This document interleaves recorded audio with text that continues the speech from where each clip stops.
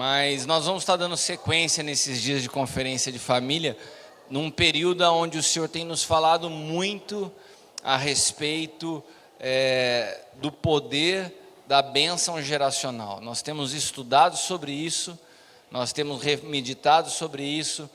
Hoje eu chamei a minha esposa, meus filhos em casa, eu queria conversar com vocês sobre isso.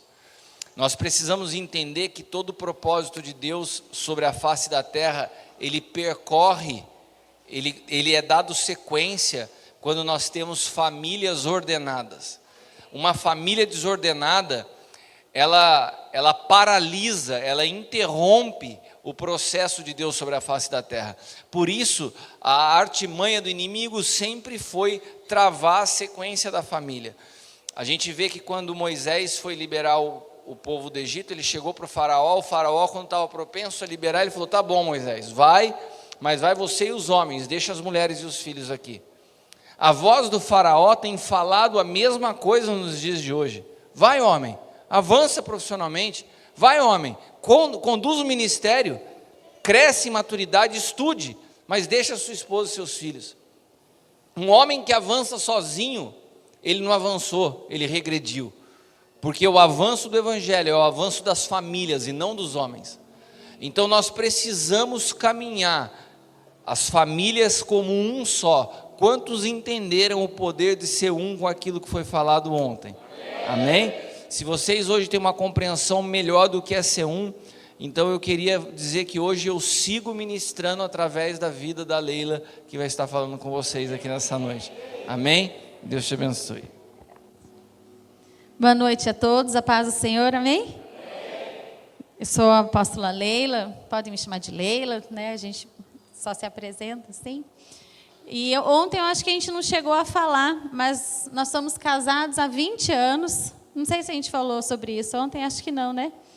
Nós somos casados há 20 anos, estamos juntos há 23 anos, começamos a namorar em 1996.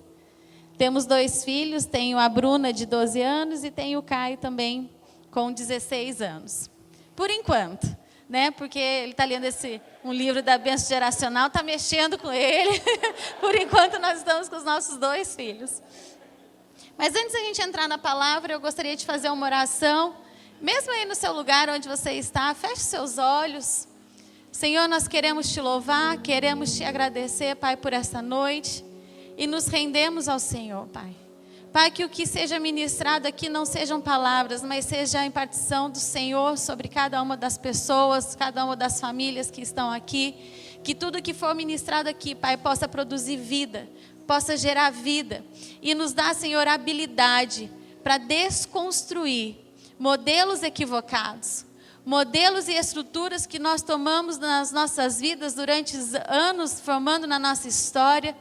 Mas queremos falar, Pai, nessa noite ao Senhor que nós temos disposição e nos render àquilo que o Senhor ministrar aos nossos corações, em nome de Jesus.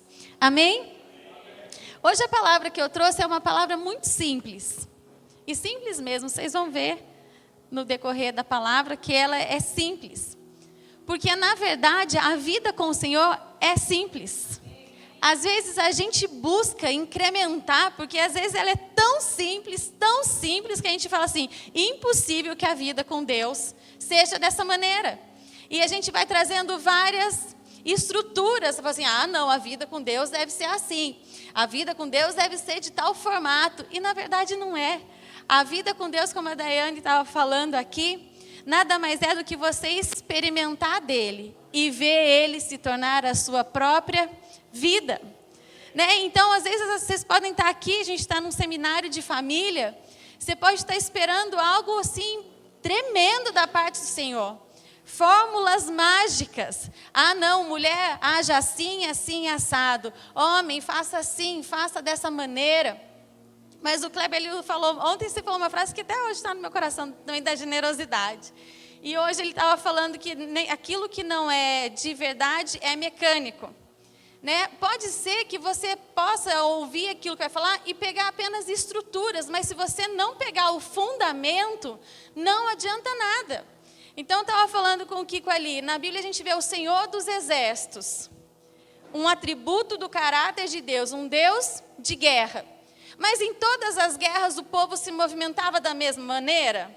Não. Algumas, o Senhor falava, vá com tocha, vá com cântaro. Na outra o Senhor falava, rodeia. Na outra o Senhor fala, vai por baixo. Algumas o Senhor fala, faz uma emboscada. Existe um fundamento, mas as movimentações são diferentes. E se você não entende qual é o fundamento, você nada mais está buscando do que modelos adâmicos. Então, se você está afirmada, se a sua natureza é a natureza de Cristo, um exemplo, a honra faz parte da sua vida. Você pode, de repente, tentar explicar de uma maneira, você pode não estar no fundamento, mas você só quer copiar ou pegar a movimentação. Isso funciona? Não funciona. Nós temos que entender que tudo que está sendo ministrado aqui, nada mais é do que você experimentar de Cristo e viver uma vida verdadeira e genuína. Senão tudo que você fizer vai ser mecânico. E o que podemos trocar, né, ao invés de mecânico? Religiosidade. A religiosidade o que é? É o mecânico. Você faz tudo certo no fundamento equivocado. Então você faz, às vezes pode ser tudo certo, mas na raiz errada. Então não espere nessa noite que nós venhamos aqui e falaremos de fórmulas mágicas. Tudo que nós falamos é, tenha a sua experiência pessoal com o Senhor, que você vai ver que o seu casamento é transformado. Amém? E quando o Senhor me trouxe essa palavra, Ele falou a respeito de conselhos. Sobre nós sabermos ouvir conselhos. Por quê? Porque a nossa vida ela é feita de estações. A nossa vida é feita de ciclos. Ela muda ao longo da vida. A nossa vida poderia ser uma linear, né? Uma constante. Mas não é. A nossa vida, ela é... Ontem o Kiko estava falando muito sobre isso, que a nossa vida ela é de ciclo, ela é de estações. E nós precisamos entender que em cada estação que nós estamos, existe uma movimentação correta. E na nossa vida como casal de relacionamento, na nossa vida sentimental, se podemos falar assim, ela também é de estações. Nós somos solteiros, é uma estação. Depois nós firmamos um compromisso, que você pode ser a corte, você pode chamar como noivado, não sei, é uma outra estação. Quando você se casa recém-casado, é uma outra estação, que é diferente de quem já está experimentando dos netos. São estações diferentes e para cada estação há uma movimentação correta. Que nós precisamos estar atentos a quê? A ouvir a voz do Senhor e a ouvir os seus conselhos. Tá tudo bem, gente? Tá todo mundo olhando com uma cara tão... Tá? Nós precisamos entender que a nossa vida é uma vida de estações. E mais do que isso, nós precisamos entender o ambiente jurídico aonde nós estamos inseridos. Se você discernir isso na sua vida, já é um grande começo. Uma vez o Senhor falou comigo assim, Leila, você descobrir, fazer o diagnóstico correto, às vezes é mais importante do que um protocolo de cura quando você vai ao médico. E esses dias eu vi uma outra pessoa falando que já é 50% da cura. E é verdade, porque adianta você ir num médico e ter um diagnóstico errado. Você pode fazer o melhor tratamento que existir, mas se você tiver um diagnóstico equivocado, adianta? Não adianta. Você pode chegar no médico, ele falou assim, olha, você está com uma infecção bacteriana, vai tomar um antibiótico, e pode ser o melhor antibiótico. Se for uma infecção viral, não vai adiantar. Por isso, nós precisamos discernir e fazer um diagnóstico preciso da estação que nós nos encontramos. E isso é desde coisas simples. Tem muito homem casado pensando que está na estação de solteiro.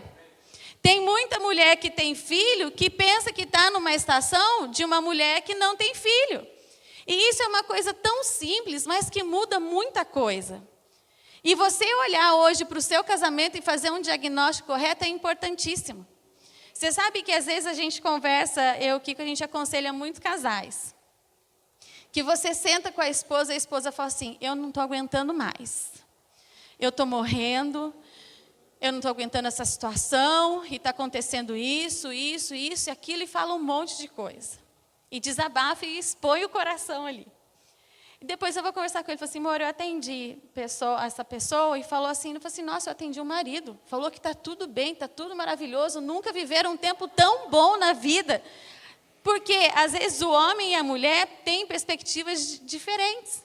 Por isso, você ter um diagnóstico correto é importante, porque, às vezes, você é homem, dentro desse exemplo, pode estar fazendo um diagnóstico equivocado, achando que o seu casamento está mil maravilhas. E, às vezes, a sua esposa está do lado, orando e clamando a Deus, por favor, toca no coração do meu marido, e você não está nem percebendo. É necessário que a gente tenha um diagnóstico correto e preciso da situação, da estação aonde nós estamos. Inclusive, e o mais importante, é o ambiente jurídico que nós nos encontramos, que é qual? É o novo pacto. Quando nós entendemos que hoje é a natureza de Cristo que se manifesta em nós. Amém? Até aqui tudo bem? Amém. Então, em cima dessa palavra de conselhos, lá em Isaías, capítulo 9, versículo 6, tenho certeza que todo mundo conhece esse versículo que diz assim: porque um menino nos nasceu, um filho se nos deu, e o principado está sobre os seus ombros. E o seu nome será Maravilhoso, Conselheiro, Deus Forte, Pai da Eternidade, Príncipe da Paz. E o seu nome será, entre todos, Conselheiro. E a Daiane, ela falou algo aqui muito interessante. Porque quantos de nós, quem já tem muito tempo de convertido? Levanta a mão. Quem é novo convertido? Levanta a mão. Também amém? É? Se você é muito convertido há muito tempo, você já sabe esse versículo, decore e salteado. Com certeza você já viu, já leu, já releu, você já cantou essa música. Mas uma coisa é você ter um entendimento aqui. Outra coisa é você experimentar de Cristo. Outra coisa é você comer de Cristo, como diz a palavra lá em João. Pode ser que você saiba a palavra inteira, mas se você não experimentar dela e comer dela e ela se tornar a sua vida, tem valor? Não tem. Nós precisamos comer a ponto de que ela se torne viva, se torne vida em nós. Inclusive, esse atributo de conselheiro. Entender que o Senhor, Ele é o nosso conselheiro. Às vezes nós sabemos, Deus forte, Pai da eternidade, maravilhoso, Príncipe da paz, conselheiro. Mas eu quero saber o quanto você faz uso disso na sua vida. Ou se isso é apenas algo que você entendeu, algo que você aprendeu, às vezes na escola bíblica, algo que você cantou, mas não faz uso, não mergulha nessa realidade, não mergulha dentro dessa verdade e apenas aprendeu aqui. Eu aprendi esse versículo, né? E quando o Senhor começou a falar a respeito disso, de aprendizado, eu fui procurar algumas fases de aprendizagem. E existem duas. Tem pessoas que classificam, dividem em 5 fases, e tem uma outra que é em 4 fases. E eu queria, não vou falar da de 5 para a gente ganhar tempo, eu vou direto para de 4 fases da aprendizagem. E eu queria que vocês prestassem atenção. Parece complexo, mas não é, tá bom? São 4 passos da aprendizagem. A primeira é quando nós somos incompetentes, inconscientes. O que é você ser incompetente e inconsciente? Você nem sequer sabe que você é incompetente. E não no sentido pejorativo, que a gente fala assim, nossa, é um incompetente. Não nesse sentido, mas de não ter, de fato, a competência. Então, a primeira fase é quando você é incompetente e inconsciente. Ou seja, você nem sequer sabe que você não tem competência para algo. A segunda é a incompetência consciente. É quando você sabe que você não tem competência para um determinado assunto. Então, primeira, incompetente inconsciente. A segunda, incompetente consciente. A terceira é quando você se torna competente consciente. É quando você tem consciência da sua competência. E quando eu estava estudando isso, o exemplo que eles dão é quando você começa a dirigir um carro. Você tem competência para aquilo, mas você ainda precisa pensar para fazer. Então, você já viu pessoa que acabou de tirar a carta? Ela presta atenção quando ela pisa no acelerador, ela presta atenção quando o pé dela vai para o freio, quando ela vai pisar na embreagem, ela presta atenção em tudo. Ela olha e você vê a pessoa dirigindo, ela vai até tensa para ela não errar nada. Essa é a competente consciente. É quando você tem consciência e aquilo ainda não se tornou um hábito, não se tornou algo corriqueiro na sua vida. E o quarto é quando a gente se torna competente inconsciente. O que é isso? É quando aquilo já se tornou um hábito. É quando você já dirige há muito tempo, que você já entra no carro, já sai tudo de maneira automática. Esse é o competente inconsciente.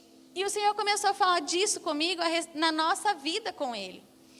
Porque muitas vezes a gente se torna incompetente inconsciente. Competente inconsciente. A gente faz tudo na nossa vida de maneira automática e sem sequer consultar ao Senhor. Tudo já virou, eu já estou acostumado a fazer. Eu sempre fiz assim, eu fui ensinado a fazer assim, e nós nos tornamos competentes e inconscientes. Mas isso é um problema. A minha formação, eu sou formada em fisioterapia. Nunca exerci a minha profissão, porque quando me formei, eu estava grávida do Caio, e por uma opção de me dedicar à minha casa, eu abri mão, né, da profissão. Mas eu lembro quando eu entrei na faculdade, eu entrei completamente crua em relação à fisioterapia. E eu tinha junto comigo uma amiga que ela já trabalhava numa clínica de ortopedia. Então ela já tinha aquilo muito fácil para ela, aquilo já era algo que fazia parte da rotina dela. Só que quando a gente chegou no quarto e no quinto ano, onde você começa a ter aulas práticas, aquilo para ela se tornou um problema. Porque ela já estava cheia de vícios. Então, o professor falava assim, olha, vocês têm que pegar de tal maneira. Eu, que era uma incompetente consciente, sabia que não tinha, eu prestava atenção em tudo e fazia exatamente como o professor falava. Só que ela não. Ela já ia rapidinho, já fazia, e o professor falava assim, não, está errado. Está com vício, não é assim, a sua postura está equivocada, está isso, está aquilo. Então, a gente tem que tomar cuidado, porque senão a gente fala assim, eu já sei, e parece muito bom, mas quando você muda de estação, ou quando você muda na sua vida a fase que você está, você precisa entender que algumas coisas nós precisamos reaprender. Precisamos parar e consultar ao Senhor e fazer uso dos seus conselhos. Só que a gente fala assim, Senhor, já vi isso tantas vezes. Já aconteceu, já estou cansada de ver meu pai assim, já vi minha mãe assim. E a gente acha, ó, pode ser que você está aqui, você fala assim, eu já sou casado há tantos anos. Meu filho, não vou mexer no meu casamento agora. Depois de 20 anos de casado, o que eu vou querer mexer? Já estamos acostumados, já temos a nossa rotina, já temos o nosso jeito de tratar. Por que eu vou mexer nisso agora? E nós precisamos entender que nós precisamos ouvir ao Senhor os seus conselhos. Às vezes você pode ser um marido ou uma esposa grosseira, grosso na maneira de falar. E daí você pode falar assim para sua esposa, mas esse é meu jeito. Será que de fato o jeito grosseiro de falar é o seu jeito? Ou será que você já se tornou um competente inconsciente e falou assim, meu jeito é assim. Você está casada comigo há 15, há 20, há 30 anos e até agora não se acostumou? A gente vai trazendo vícios para a nossa vida, hábitos para a nossa vida, porque já passou tanto tempo. Já estou craque. Eu já sei como manipular o meu marido. Eu já sei como manipular a minha esposa. Eu já sei como fazer tal coisa. Já são tantos anos, já conheço, já sei até o que está pensando. E a gente faz tudo de uma maneira automática. São tantas as manias que você fala assim, nossa, eu quer saber de uma coisa, eu já larguei mão de tentar mudar isso aqui. E aqui eu coloquei vários exemplos, como eu falei, a grosseria que você pode falar, a mulher que se tornou independente. A mulher, às vezes, ela vem com um histórico na sua vida de ser uma mulher independente, que ela fala assim, eu, submissa? Já casou comigo sabendo que eu era assim. Eu não vou mudar agora. Quando você me conheceu, eu já era desse jeito. Quando você me conheceu, você já sabia que eu era assim. Ou o contrário também. É grosso, é ríspido. Às vezes, na maneira de falar, a gente fala, às vezes, né, de ser como um cavalo. Às vezes, não é só homem, às vezes a mulher é assim. Às vezes, a mulher ela é grossa na maneira de falar. Às vezes, o marido fala assim, amor, estou com fome. Nossa, mas o que é? Se for na geladeira, vai cair a mão? Às vezes, as mulheres elas vão tendo respostas prontas, que aquilo já se tornou uma rotina dentro de casa, já se tornou comum dentro de casa a discussão. Você sabe que tem coisas, a gente conversa muito sobre isso, que às vezes a gente acha que tudo é espiritual. Tem pessoa que fala assim, nossa, ela é grossa, ela precisa passar por libertação, ela precisa passar por isso, ou ela precisa passar por aquilo, ela precisa se converter, ou ela precisa isso ou aquilo. Às vezes tudo o que a pessoa precisa é de bons modos. Às vezes o que você tem não é espiritual, é grosseria, é falta de educação. E a gente precisa entender que nem tudo o que é comum é normal. Às vezes é comum você ver discussão entre marido e mulher. É normal? Não é. Pode ser comum. Você pode ver em todas as casas as pessoas discutindo, brigando, mas isso não é normal. Não é o que a palavra nos ensina. Às vezes você pode ter dentro da sua vida de intimidade práticas ilícitas. Mas que você pode falar assim, mas a gente já tem essa prática há tantos anos. Vai querer agora trazer uma questão de santidade para dentro do nosso lar, para dentro da nossa vida sexual. Já está acostumada. Mas às vezes a pessoa teve um entendimento agora, depois de 20, 25 anos, agora que ela teve acesso de que aquilo desagradava ao Senhor.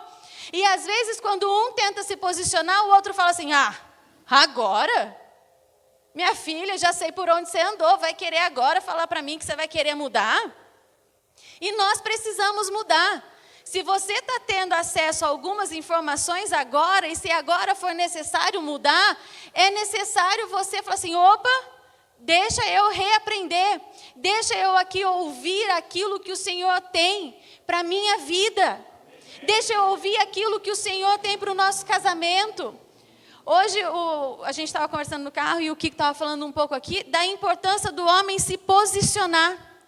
Mas você sabe que quando a gente vê essa parte, quando entra em questão de vida, de intimidade, às vezes a mulher quer se posicionar e o homem é o primeiro a resistir. Às vezes a mulher ela quer se posicionar, ela fala assim, vamos mudar a nossa maneira de se relacionar na nossa intimidade. Às vezes a mulher está incomodada com algo e o homem é o primeiro a falar assim, não, aonde que isso está escrito?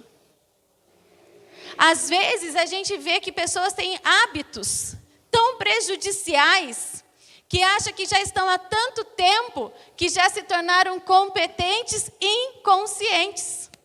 Já é rotina, já é comum, já é algo que acontece. A pornografia antes era uma questão masculina, hoje nós vemos as mulheres também em pornografia. As mulheres estão tão desesperadas por terem direitos iguais, que até o que não é bom elas estão querendo fazer. Às vezes a pornografia já se tornou algo tão comum na sua vida. Pode ser que seja algo que você está lutando desde a adolescência. Pode ser que a pornografia seja um hábito na sua vida Desde que você tinha seus 11, 12 anos de idade, que você fala assim, agora já não dá mais para mudar. Agora isso é como se aquilo se tornasse enraizado na sua vida. E você se torna escravo daquilo. E você tenta trazer isso para dentro da sua casa. E a pornografia ela é terrível porque ela distorce a maneira como você vê as outras pessoas. A pornografia, quando você vê, a sua mente se torna contaminada, que você é incapaz de olhar para uma outra pessoa em pureza. Você vai criando tantos registros na sua mente, que quando você olha uma pessoa, você direto já remete a uma cena que você já viu. Ela distorce a maneira como o homem olha a mulher. Ontem o Kiko falou um pouco sobre isso, a questão de ver a mulher como um objeto.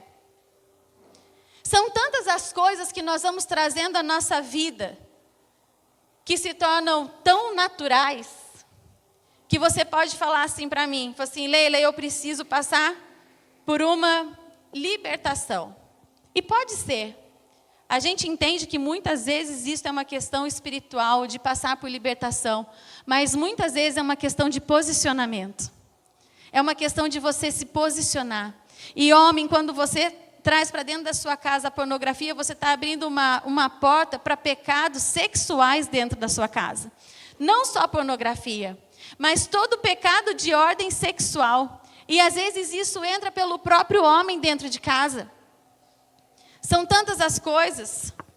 Às vezes na nossa maneira de falar, às vezes a mulher também, ela coloca o homem numa posição limitada. Ah, não, você é só o provedor. Às vezes, acontece situações da gente atender algumas mulheres, que ela fala assim, não, meu marido é um ótimo marido, ele é muito trabalhador. Ele é um trabalhador, mas é horrível no trato com a esposa, é horrível no trato com os filhos, mas a mulher acha que o quê? Pelo fato dele prover financeiramente, ele é um ótimo marido. Ela pegou o que é o papel do homem e colocou aqui, falou assim, ele é o provedor da casa. Quantas mulheres também limitam o papel dos homens, e não vou entrar mais nisso, porque isso também foi falado ontem, quando ele falou do homem de Adão reduzir o papel de Eva à mãe dos viventes.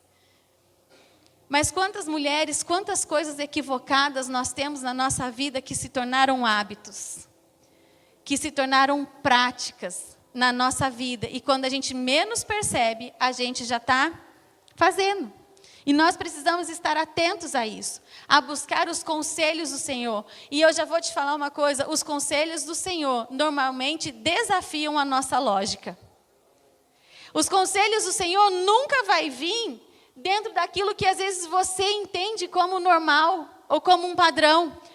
Os conselhos do Senhor sempre vão nos desafiar. Foi assim quando ele falou para Noé, constrói uma arca, sem que antes houvesse chuva.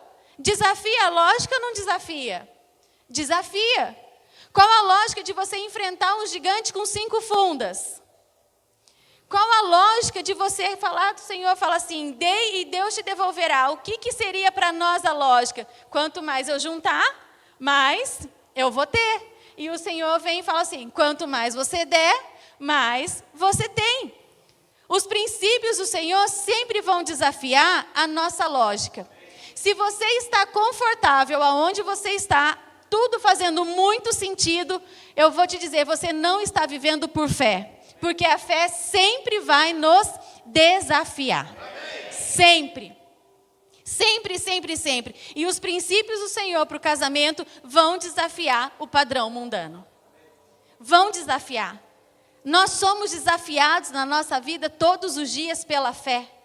É quando o Senhor fala, numa situação de dificuldade, o Senhor fala assim, não se mova que eu vou prover. É você ser desafiado na fé. É quando o Senhor começa a nos estabelecer princípios. A gente fala muito do relacionamento para os solteiros da corte. É você ser desafiada hoje dentro de um mundo onde para você conhecer alguém, primeiro você fica, depois você namora e você vai experimentando a pessoa. A vida com Deus é uma vida de ser desafiado. Quantas pessoas têm sido desafiadas pelo Senhor aqui na sua vida? Se faz sentido, pode ter certeza que você não está vivendo por fé. A fé, ela vai te desafiar. Amém?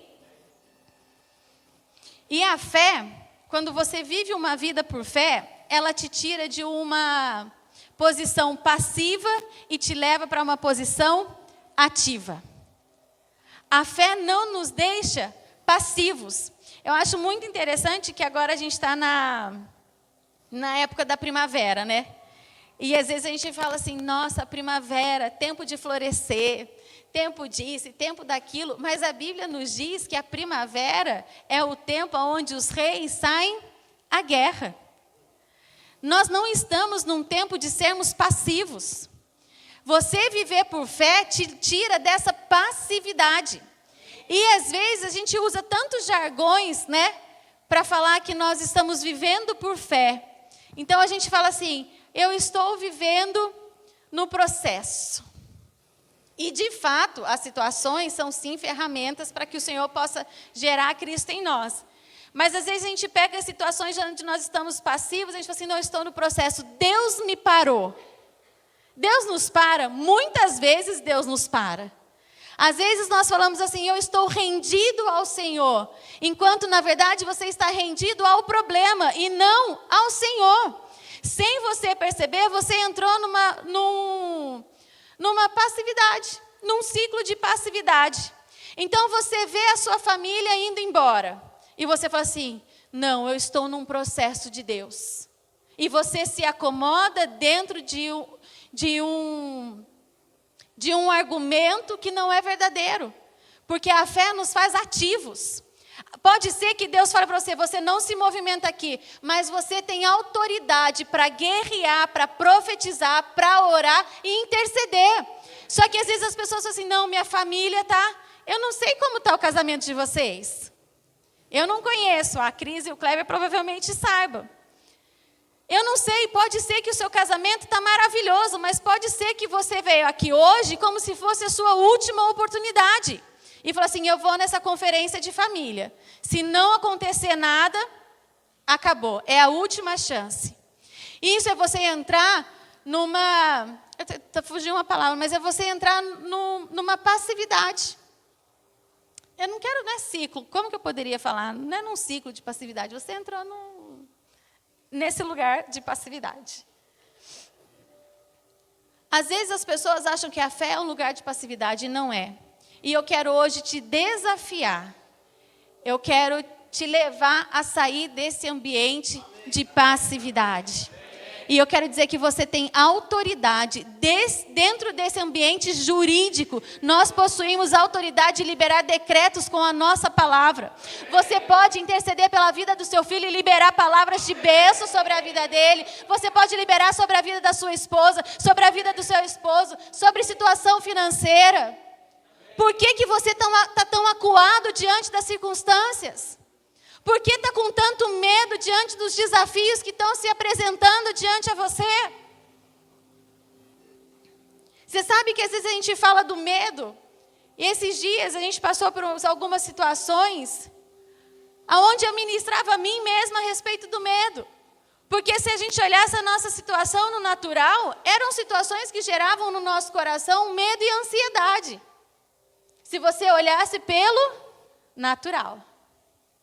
E eu fui ministrando. E eu comecei a perceber algumas coisas que o Senhor foi falando comigo. Porque tem um versículo na Bíblia que fala assim, que aquilo que você não vence, você se torna escravo. E até a gente canta uma música do Fernandinho, que eu não sou mais escravo do medo.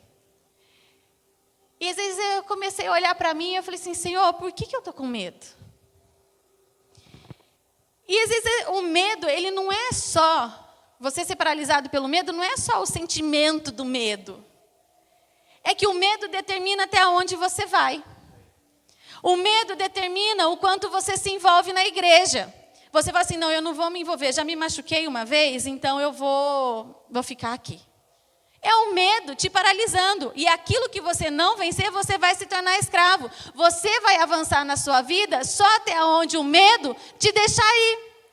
Pode ser que você não tenha esse sentimento que hoje as pessoas têm de pânico, de medo. Mas se você não vence o medo vai te paralisar. Só que quando você caminha por fé, quando você caminha em amor, você lança fora o medo. E eu te pergunto, por que o medo? Por que o medo hoje do dia de amanhã? Por que o medo daquilo que vem sobre a vida dos seus filhos? Por que o medo do futuro? Por que a ansiedade? Porque nós queremos viver sempre no quê? Dentro daquilo que a gente aprendeu, dentro daquilo que, dentro da nossa consciência, é o melhor. E nós seremos desafiados. E quando nós somos desafiados, você pode ter certeza, caminhar por fé, você nunca vai se achar capaz. Porque quando o Senhor olha para a nossa vida, Ele não nos olha na nossa capacidade. Ele não olha para mim dentro da minha inteligência. Quando Ele olha para mim, o que Ele vê? Cristo. Há limitação para Cristo? Então, quais vão ser as propostas que vão vir sobre a minha vida? Se não na minha natureza de Cristo. Ou você acha que o Senhor vai tratar com você nas suas habilidades? Dentro daquilo que você é bom, daquilo que você se formou. Ah, não, eu me formei em fisioterapia. Então, o Senhor só vai tratar comigo na área da fisioterapia. Um exemplo bobo.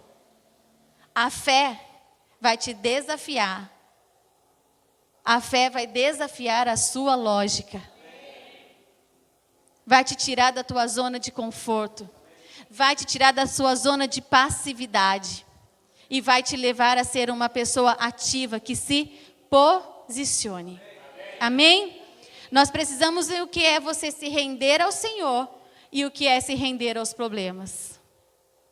Uma coisa é você estar rendido ao Senhor, outra coisa é você estar rendido aos problemas. Amém? Porque é muito interessante, quando você está rendido ao Senhor, você vai vendo a vida de Cristo sendo gerada em você. Quando você está rendido ao medo, você não sai do lugar. Você rendido ao Senhor, o Senhor te faz avançar, independente das circunstâncias. Agora, quando você se rende aos problemas, você fica paralisado naquele lugar. Amém? Amém. Seremos desafiados.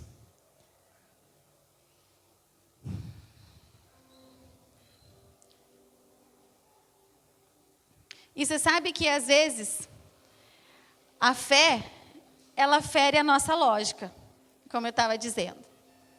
Só para eu citar esses dois exemplos aqui, que eu acho que é bem interessante. Por que a fé desafia a nossa lógica? E muitas vezes nos confronta. Porque, às vezes, o exemplo que eu coloquei aqui é a respeito do perdão. Às vezes, dentro de você tem todos os argumentos e justificativas para guardar a mágoa de alguém. Dentro de você fala o quê? Você não sabe o que eu passei, Leila. Eu fui abusado pelo meu pai. Eu já passei por uma traição no meu casamento. Eu já passei por isso, já passei aquilo. Pode ser que você tenha milhões de argumentos para falta de perdão. E vem a fé e ela vai te confrontar, porque ela vai falar, se você não perdoar, você não será perdoado. Então, nós seremos confrontados em muitas situações na nossa vida. Para que, se a gente quiser avançar, nós vamos ter que responder a elas. Pode ser que você tenha milhões de convicções, assim, o meu casamento acabou. O meu marido fez isso, fez aquilo, e por fé o Senhor vem e te propõe algo novo. Daí cabe você aceitar ou não. A viver aquilo que Deus tem para a sua vida ou não. Nós precisamos entender que a nossa vida está transicionando. Amém? Amém? Pode ser que a sua rotina continue a mesma todos os dias. Eu costumo dar o exemplo das mulheres. Pode ser que você acorde todos os dias, prepare o café, arrume as crianças, leve para a escola, volte, limpe a casa, vá trabalhar. Mas dentro de nós saímos das trevas e passamos para luz. Nós entendemos que hoje nós estamos em um novo pacto, numa nova estação. E eu preciso entender e eu preciso transicionar. E viver de acordo com a estação que eu estou. E dentro dessa estação há uma movimentação correta. E eu te pergunto quando a gente fala de conselhos. Às vezes a gente vê as pessoas orando muito para as questões grandes, questões importantes, questões de trabalho, desafios. A gente gasta, às vezes, dias orando, dias orando. E por que nas coisas pequenas a gente não ora e não busca conselhos ao Senhor? Por que para responder a um filho, a gente não busca conselho do Senhor? Por que para você dar uma resposta ao seu esposo, à sua esposa, a gente não ora? A gente faz tudo de maneira automática. E o Senhor falou comigo algo assim: sabe por que vocês não buscam meus conselhos em coisas pequenas? Porque para muitos a minha voz é subjetiva. Muitos não conseguem discernir a minha voz. Porque eu posso te falar, o Senhor fala em todo tempo. Nós é quem não temos disposição para ouvir ou desconhecemos a sua voz. Antes, como foi falado ontem, a voz do Senhor era uma voz externa. Hoje, ela é interna. E quantas pessoas falam assim: nossa, será que é Deus falando? Tenho certeza que aqui todo mundo algum dia já passou por essas questões. Será que é Deus falando comigo? Será que é minha alma? Será que eu que estou pensando isso? Será que é Deus? Para muitos, a voz do Senhor é subjetiva. Ela é desconhecida. Ela é sutil. E por isso, muitas vezes, o que nós fazemos? Ao invés da gente pegar e falar assim: opa, deixa eu ouvir a voz do Senhor e consultar aquilo que o Senhor tem, a gente prefere o quê? Ir pegar as nossas estruturas mentais, que são formadas durante anos na nossa vida. Pelos nossos pais, pelas situações, pelas circunstâncias, que é o que nos faz ser os competentes inconscientes. Eu orar para saber como eu vou responder ao meu marido, já vi minha mãe respondendo ao meu pai, e a gente vai igualzinho e responde. Quantos de vocês não olham para a vida de vocês e falam assim: eu estou reproduzindo meu pai e a minha mãe igualzinho? Porque é mais fácil para nós irmos nas nossas estruturas formadas há anos, do que a gente falar assim: Senhor, como eu devo responder? E a gente vai naquilo que é automático. A gente vai naquilo que durante anos a gente viu.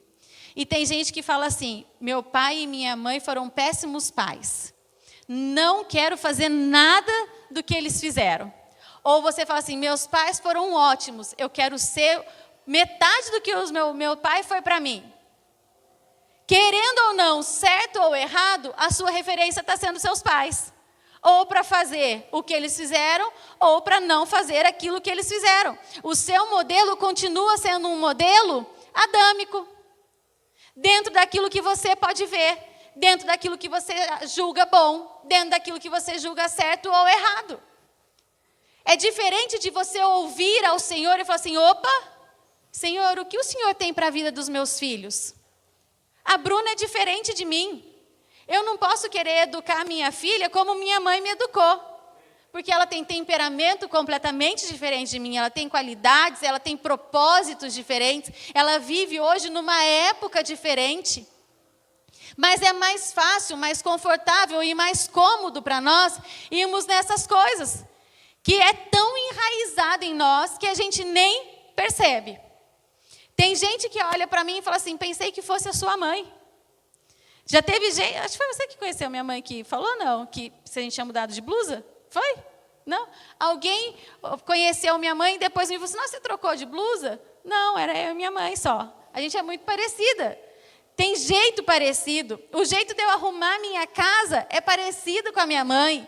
Porque são coisas que são intrínsecas em nós. Que se a gente não passar pela cruz e entender que é a vida de Cristo fluindo em nós, nós vamos seguir reproduzindo padrões adâmicos. A maneira como você responde a sua esposa, pode procurar que você vai achar o seu pai. Pode procurar que você vai achar a sua mãe. Na maneira como você fala. Ou que você quer repetir, ou que você não quer repetir. Ou que você tem admiração, ou que você tem pavor. Eu falo assim: não, eu já vi meu pai fazendo muito isso, não quero fazer. O seu padrão e a sua referência ainda continua sendo seus pais. E a gente continua reproduzindo modelos. Amém? Nós precisamos passar pela cruz. Nós precisamos descobrir a nossa identidade. E você sabe uma coisa que eu acho interessante, que quando a gente fala de identidade, às vezes as pessoas vão buscar assim, Selma, você tem que buscar a sua identidade. O que é a primeira coisa que a pessoa remete? Não, eu tenho que buscar ser quem eu era, antes das circunstâncias. Né? Você já viu pessoa que fala assim, nossa, você era tão sorridente, e depois disso você ficou tão triste, você perdeu sua identidade. Identidade é isso? Não é. Hoje, qual é a nossa identidade, se não portadores de Cristo? E essa tem que ser a natureza que nós devemos manifestar todos os dias. Mas só é possível quando nós passamos pela cruz. Porque aquilo que é automático é muito mais fácil de você reproduzir. Amém? Às vezes você tem como referência os seus pais. Mulher que não deve depender do marido. Quantas mulheres, gente, quantas mulheres eu aconselho, que ouviram da mãe. Às vezes a mãe sofreu tanto no casamento com o pai, às vezes tinha um pai tão opressor, que a mãe ia falando para a filha assim, filha, nunca dependa de homem na sua vida. Nunca dependa. Trabalhe para você ser independente do seu marido. Trabalhe para você ter as suas coisas. Quantas mulheres foram criadas assim pelas suas mães, porque elas tiveram uma história de marcas e de feridas? Quantos homens reproduzem, né, de ser machão, porque aprenderam do seu pai isso? Filho, homem tem que ser assim. Homem tem que falar assado. A última palavra tem que ser sua. Quantos homens criados e traz essas estruturas sobre a vida dos seus filhos, sobre a sua vida? Quantas coisas nós precisamos entender, que nós precisamos passar pela cruz. Amém? E quando o Senhor trouxe, né, no meu coração a respeito disso, de que nós não buscamos conselhos, porque para muitos a voz do Senhor é algo subjetivo, não tem como a gente não se lembrar da história de Samuel e de Eli. A primeira vez que Samuel ouviu, ele falou, opa, alguém me chamou. Qual foi o primeiro lugar que ele foi? Em Eli. Porque é o pai, ele nos ajuda a discernir essa voz. Ele falou assim, opa, Samuel, na terceira vez assim, volta e fala assim, Senhor, fala, que eu estou te ouvindo. Só que às vezes acontece, as pessoas não querem ouvir conselhos. E eu acho muito interessante, porque você não ouvir conselhos é um sinal de imaturidade. A pessoa que não ouve conselho, não é que ela é inteligente. Ela é, eu usei aqui uma palavra, ela é uma pessoa orgulhosa. Porque ela fala o quê? Eu não preciso de ninguém. Eu vou consultar o pastor Kleber. Sabe quando? Eu já sou um homem formado. Vou ficar agora me consultando? Não é que você é maduro, você é orgulhoso. Na verdade, você é imaturo. Porque a pessoa madura sabe ouvir conselhos. Amém? Nós precisamos sentar e aprender. Como eu tenho sede de ouvir alguém falar assim, Leila, faça assim, faça assado, faça dessa maneira. Porque isso nos protege, isso nos guarda, isso é segurança para as nossas vidas. Só que e os homens são mais resistentes nisso, a buscar conselhos. As mulheres têm mais facilidade de chegar, de se abrir do que você pensa. Mas às vezes a esposa fala assim, bem, por que você não procura o pastor Kleber para conversar? Por quê? Você acha que eu não sei o que eu estou fazendo? Homem é assim, e não é ruim, porque, gente, faz parte, é característica do homem saber tomar decisões. Isso eu não estou falando como se fosse algo ruim. Porque a vida inteira, e o homem como cabeça da sua casa, tem que ser uma pessoa que saiba tomar decisões. Não pode ser aquele homem também que não decide nada. Mas você ouvir e sujeitar o seu coração à sua paternidade espiritual é sinal de maturidade e de sabedoria. Amém? Amém, homens? Vocês vão buscar conselhos? De se sujeitar, de ouvir o que o Senhor pensa, o que a palavra nos diz sobre isso. Isso é uma ferramenta tremenda que o Senhor nos deixou. E da gente saber ouvir quem nós vamos saber discernir quem nós vamos ouvir. Como eu disse, a nossa paternidade. Porque às vezes a gente vai ver na Bíblia, Aminon e Tamar, que ele tinha um amigo maravilhoso, Jonadab, que nós vamos ver quais foram os conselhos que ele deu. Mas antes disso, eu quero falar de um outro conselho. Porque às vezes a gente busca as pessoas que vão nos aconselhar, aquelas pessoas que a gente acha maravilhosas. E como o pastor Kleber disse hoje, se o mundo fosse de Instagram, já estaria tudo perfeito, tudo transformado. E às vezes a gente busca pessoas para nos aconselhar, pessoas que a gente, aos nossos olhos, são bem-sucedidas. Que são os, não estou falando contra, mas os coaches. Por que tanto coach hoje? É a profissão do momento. São pessoas bem-sucedidas, né, que você vai buscar, assim, não, eu vou buscar me aconselhar com fulano de tal, porque fala multidões, porque é uma pessoa isso, porque é aquilo. Mas tem uma história na Bíblia que me impressiona, de Ruth e Noemi. Noemi, ou Ruth, buscava conselhos com Noemi. Quem era Noemi? Sua sogra. O que foi que Ruth viu de Noemi? Sucesso? Qual foi a história que Ruth observou na vida de Noemi? Sair da sua terra, perder seus filhos, perder seu marido. Ela estava amargurada, porque ela fala, não me chama mais Noemi, me chame Mara, porque estou amargurada. E depois de ver tudo isso, ela fala assim, o seu Deus é o meu Deus, e o seu povo é o meu povo. Por quê? Porque era uma mulher experimentada em Deus. Quando você vê uma pessoa experimentada em Deus, que vive uma vida de verdade, genuína, daí sim você pode sujeitar o seu coração e buscar conselhos. E não quem você olha e fala assim, opa, fulano de tal é de sucesso. Olha a empresa de fulano de tal. Olha o casamento de tal. Tudo por aquilo que você olha exteriormente. Nós precisamos saber com quem nós vamos buscar conselhos. O Senhor fala? Fala. Mas o Senhor coloca na nossa vida alguns balizadores. O nosso Pai nos ajuda a discernir a voz do Senhor. Só que às vezes a gente quer buscar conselhos como Jonadab, Aminon e Tamar. Aminon e Tamar são irmãos. E Aminon se apaixonou perdidamente pela sua irmã. Achava que ela era aquele alvo, não é alvo que a gente fala inatingível, que fosse, era aquele troféu impossível dele conseguir. Aquela mulher que ele falou assim, não, jamais. E ele se apaixonou por ela perdidamente, a ponto de adoecer por ela. E daí diz a Bíblia que Jonadab, amigo de Aminon, chegou e deu um conselho maravilhoso. Olha, fala para o seu pai que você está doente e que você quer ser servido pela sua irmã. E quando ela vier te servir, você agarra. Olha que conselho maravilhoso de Jonadab. Mas você sabe que na nossa vida é cheio de Jonadab? É a sua amiga, que quando você vai falar assim, nossa, hoje eu tive uma discussão em casa. Fala, você é muito boba mesmo. Por quê? Ficar se sujeitando a isso? Olha fulano de tal, está interessado em você. Sempre vai ter alguém no seu trabalho para falar assim, nossa, olha fulana de tal como é bonita. Sempre vai ter um Jonadab para te dar um mau conselho. Se sujeitar ao seu pastor, nada a ver, cara.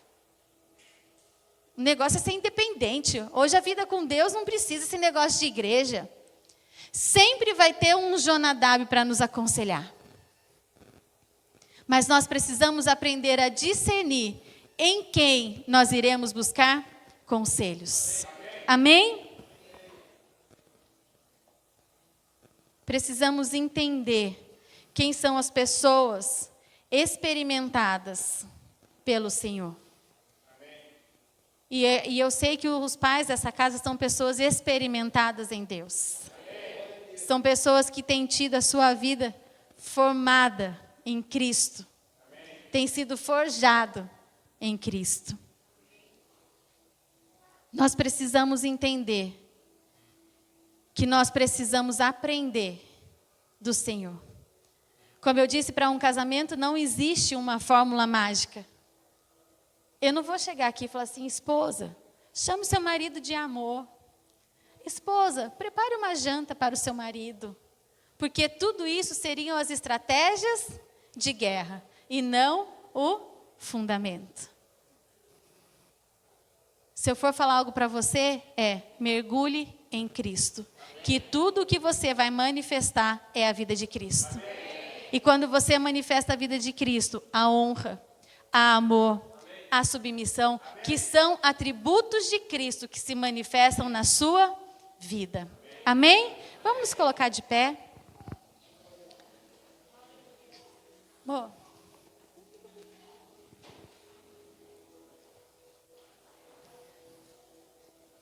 E nós queremos orar por vocês.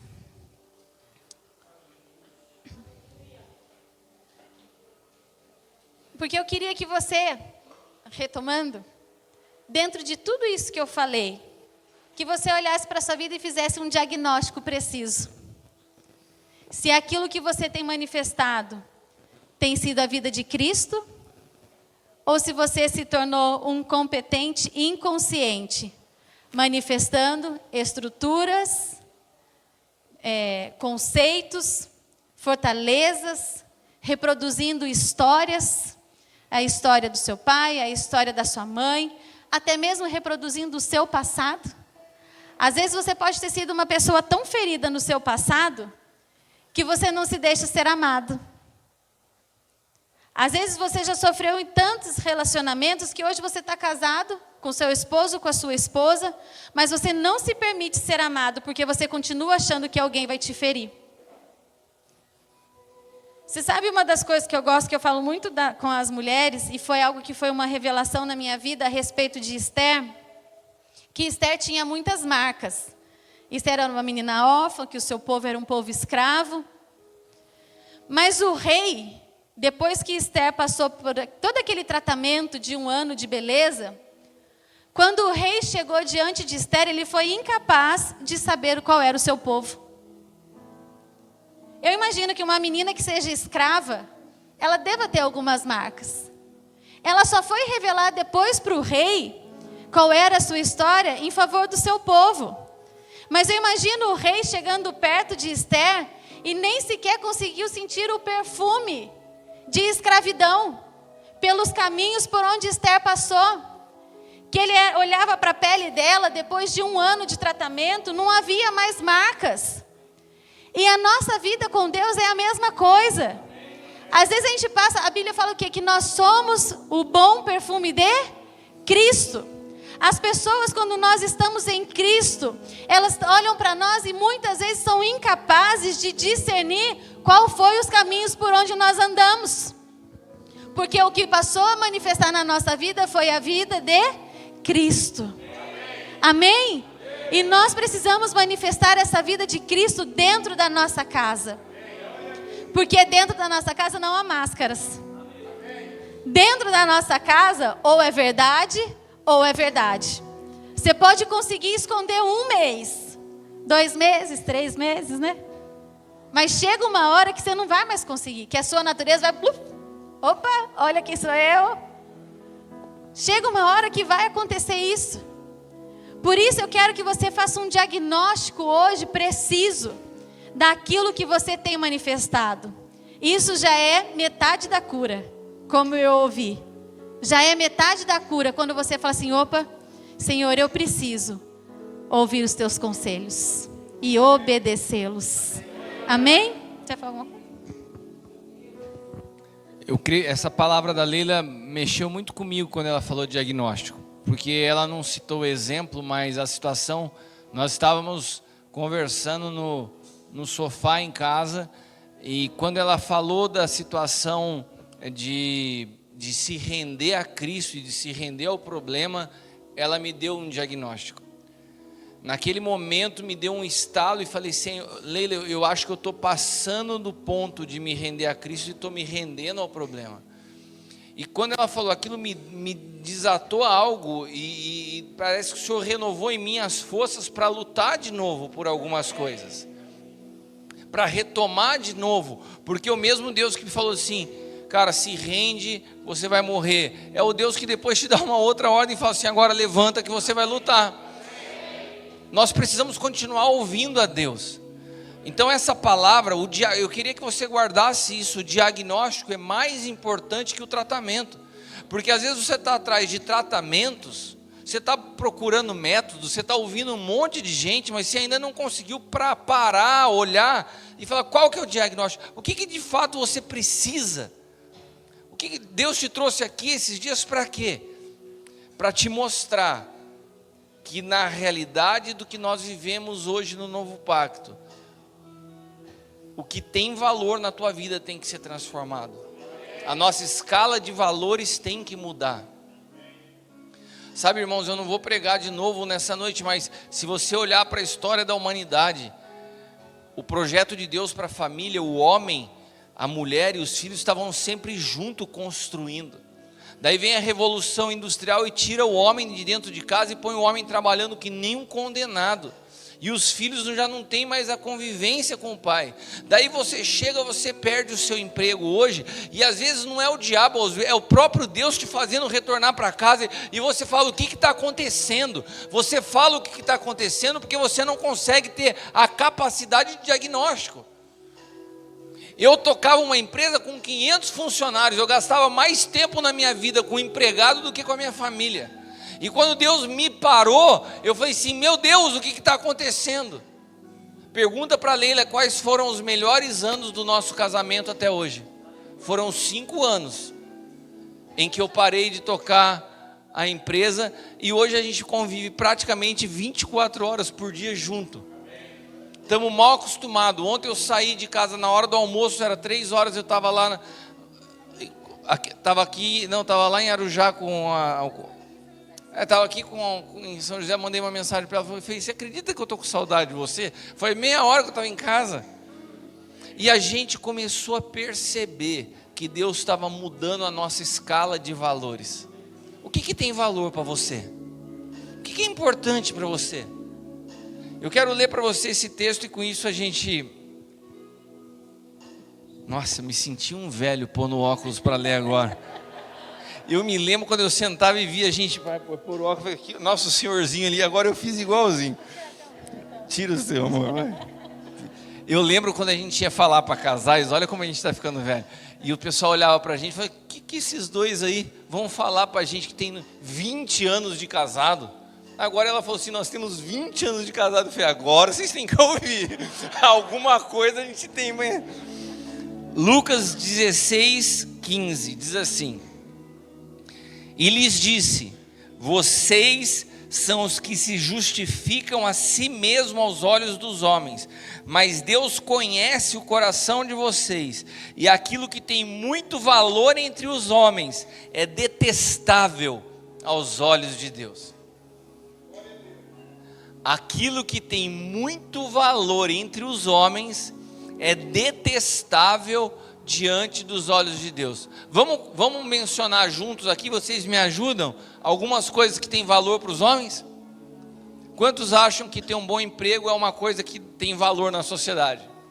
Sim ou não? Ter uma conta bancária abarrotada tem valor ou não? Ter um bom carro, uma boa casa, tem valor ou não? Isso não tem valor diante dos homens? O que a Bíblia acabou de você ler aí? O que tem valor para os homens é detestável diante de Deus. Sabe por quê? Porque a realidade do novo pacto não está fundamentada em nada que é visível. Não tem nada relacionado com as coisas externas. O novo pacto, ele é um mistério para quem não tem seus olhos espirituais abertos. É uma conversa de louco. Jesus chegou para um mestre da lei e falou, você precisa nascer de novo. O cara, é uma conversa, ele estava falando de algo invisível, de algo no espírito, mas como Nicodemos estava fundamentado no antigo pacto, que era todo visível, ele começou a criar imagem na cabeça dele. Como que eu vou voltar a entrar no ventre da minha mãe e nascer? O novo pacto é todo fundamentado numa realidade invisível. O que tem valor na tua vida não é aonde você se apega, não é aonde você se apoia, não é aonde você pode ter segurança externa. E nessa noite o Senhor está querendo nos dizer, o maior valor da tua vida tem que estar centrado na realidade da tua família. Porque a tua família é um instrumento que Deus te confiou para continuar o propósito dele sobre a face da terra. Quando a tua voz já não for mais ouvida na face da terra, você continuará falando na vida dos teus filhos. Mas se a tua família é uma família desordenada, você rompe, você quebra, você interrompe o propósito eterno de Deus. Por que que hoje nós vemos a igreja caminhando em círculos? Conforme o povo que saiu do Egito, o povo que saiu do Egito, a gente fala assim, como esses caras eram cabeça dura, 40 anos para chegar num lugar. Nós estamos há 2000 anos como igreja dando volta ao redor de Cristo e nós não entramos, e chamamos eles de cabeça dura. Por que que nós estamos dando volta em Cristo? Porque nós não entendemos o poder da família no propósito eterno de Deus. Porque se nós fôssemos pais que passássemos o bastão para os nossos filhos, a igreja já estaria numa outra realidade. Se um homem, Jacó, teve 12 filhos, e desses 12 formou 70, e de 70 se formou uma nação, se um homem produziu uma nação, por que que a igreja ainda não transformou a face da terra? Porque nós estamos usando estratégias de atração, nós estamos usando a euforia para chamar as pessoas, e o evangelho não é euforia, é morte. Então se você traz pessoas e famílias fundamentadas na cruz, não é qualquer situaçãozinha externa que vai fazer abalar a fé dessa pessoa. Eu vi um dado estatístico hoje, que as famílias que chegam a Jesus, elas estão chegando numa onda de conversão com tantos substitutos de Cristo, que essas famílias, quando passam pelos primeiros desafios, elas se afastam do Senhor. Então, aquilo que nós vemos com euforia como um avivamento, ele não dura. Porque avivamento, ele tem que sobrepor uma geração. Deus é um Deus de geração, é um Deus de gerações. Por isso a palavra fala do Deus de Abraão, de Isaac e de Jacó. Nós precisamos fazer perpetuar a fé que transformou a nossa vida para os nossos filhos. Agora, para os nossos filhos seguirem os nossos passos, eles têm que ver a gente viver uma verdade. Se eu com a minha esposa, como ela disse, mas todo mundo briga. Não, pode ser normal, pode ser comum na vida dos outros, mas não é normal na nossa. E esses dias eu falei isso para o meu filho. Eu falei, o que você quer para a tua vida? Para você falar isso para um filho, você tem que saber o que você vive. Eu falei, o que você quer? Você quer ver a realidade de todos os casamentos, ou você quer o que nós vivemos, eu e sua mãe dentro de casa? Não, pai, eu quero um casamento igual o seu com a minha mãe. Deixa eu dar um outro dado estatístico que eu ouvi hoje, que a Leila achou interessante. Quando um homem, quando o pai, quando o sacerdote, quando um homem se converte, a probabilidade que toda a família se renda ao Senhor é de 85%. Quando uma mulher se converte e vai para a igreja, a probabilidade que a família a siga é de 15%. Sabe o que está acontecendo? Nós estamos vendo a igreja repleta de mulheres que não conseguem ter o poder de transformar suas famílias, porque os homens se omitiram na sua responsabilidade. Por que os homens falam assim, nós não podemos ter mais filhos? Não. Nossa, hoje parece que você falar assim, eu tenho 2 filhos, estou pensando no terceiro, você já saiu do padrão da sociedade, não é? Por quê? Quais são as nossas desculpas? Não, mas é muito caro ter um filho. Não, porque dá muito trabalho. Não, porque vai roubar o meu tempo do ministério. E daí a gente fala que no novo pacto a nossa vida está totalmente rendida a Cristo. Nas ofertas, como foi falado ontem e hoje, não, nós temos que ouvir ao Senhor para as nossas sementes. Daí a gente ouve ao Senhor para depositar a nossa semente no altar, mas para depositar a nossa semente eterna, que são os nossos filhos, a gente não ouve ao Senhor, a gente faz o que a gente acha que é legal. Será que a gente tem a ousadia de falar para o Senhor, Senhor, quantos filhos o Senhor deseja que eu tenho? Quantos filhos o Senhor sonhou para mim? Porque existe uma bênção na multiplicação. Diz que no Egito, quando se esqueceram da vida de José, O faraó começou a cercar o povo, oprimir o povo, mas eles continuavam sendo abençoados porque eles se multiplicavam. Quanto mais eles eram perseguidos, mais eles se multiplicavam. Há uma bênção que está relacionada aos nossos filhos, por isso a Bíblia chama os filhos de herança.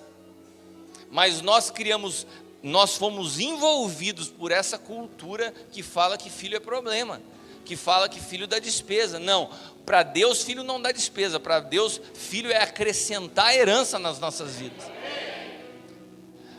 E por causa disso o mundo islâmico está dominando a Europa, porque eles entendem que filhos é uma maneira de você transformar uma nação. Mas nós achamos que podemos transformar uma nação indo à frente das nossas esposas e largando a esposa e filho dentro de casa. Então hoje, nesses 2 dias daquilo que o Senhor está construindo, eu creio que o Senhor está nos dando um diagnóstico claro, para que a gente não saia atrás de fórmulas mágicas para um diagnóstico equivocado. O diagnóstico é: o que tem valor para você? Você está preocupado, você está achando que o teu problema são as contas para pagar, são as realidades lá fora? Não, o maior tesouro que Deus te confiou é a tua família. E para que a tua família seja transformada, eu e você precisamos dessa humildade que só quem está em Cristo tem, de nos submetermos a conselhos, de ouvirmos, de sermos cuidados, de entender o princípio da paternidade, conforme a Leila falou nessa noite. Amém? Vamos orar? Eu queria que os casais pudessem dar as mãos nessa hora. E nós queremos liberar filhos nessa noite. Amém. O amém diminuiu um pouco ou não? Quero liberar filhos sobre a vida de vocês. Hã? A Selma está animada ali, Ricardão. Pode parar. Ó, Deus faz milagre, irmão. Ó, até a veinha da Sara conseguiu dar a luz. Dê um abraço na tua esposa aí, ó. 20 anos que eu estou com essa aqui, ó. Que bênção, né? Que presente de Deus, que tempo precioso a gente está tratando de um assunto, como a Leila falou, simples, mas tão sério, tão importante. Feche teus olhos. Senhor, fala conosco. Continua falando, Pai. Como a Leila disse, os fundamentos são mais importantes que as movimentações. E eu creio que o Senhor está estabelecendo princípios eternos, ou realinhando princípios eternos que se perderam ao longo dos anos. Que os nossos olhos como homens não estejam no nosso sucesso profissional, mas no nosso sucesso familiar. Que a verdade de quem nós somos não seja a opinião das pessoas, mas seja aquilo que os nossos filhos e a nossa esposa falam a nosso respeito. Pai amado, que de uma maneira profética haja um alinhamento nas famílias que estão aqui nesse dia.